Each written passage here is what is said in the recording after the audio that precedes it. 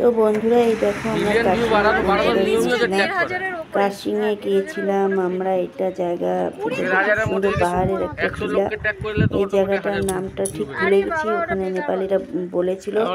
যাই হোক জায়গাটা সুন্দর লেগেছে, তোমরাও চলে আসবে। জায়গাটা বিউটিফুল প্লেস, তোমরাও যদি আসো কাশিংয়ে তাহলে তোমরা এই জায়গাটা চলে আসবে। এত সুন্দর লেগেছে না, মানে দেখার মতন জায়গাটা।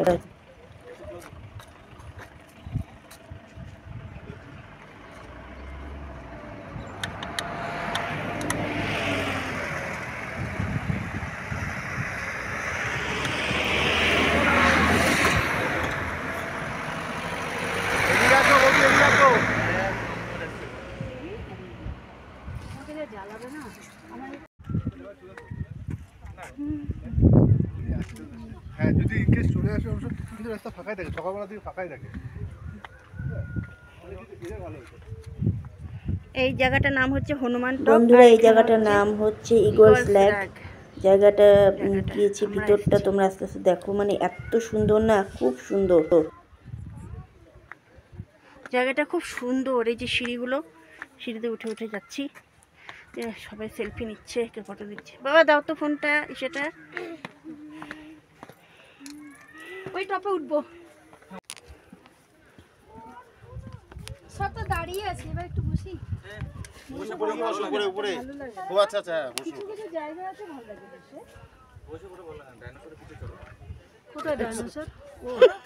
ডাইনোসরে বলে পিঠে চড়ো।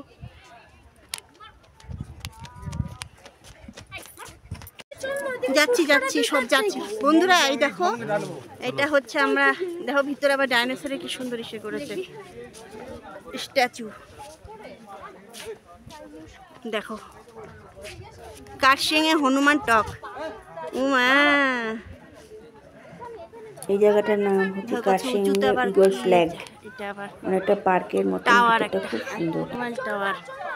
সবাই ফটো তুলছে, খুবই সুন্দর জায়গাটা, খুব সুন্দর, অপূর্ব।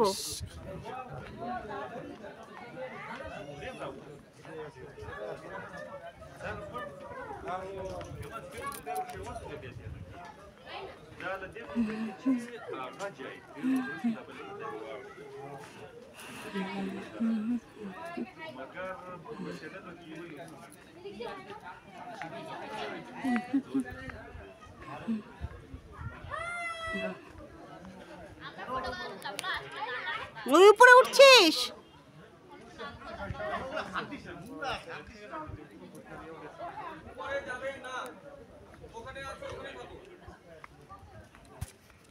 বন্ধুরা এই দেখো টাওয়ারটার উপর উঠেছি, পুরো সিঁড়িতে নেমে নিচ দিয়ে দেখো এই পাহাড় দেখা যাচ্ছে।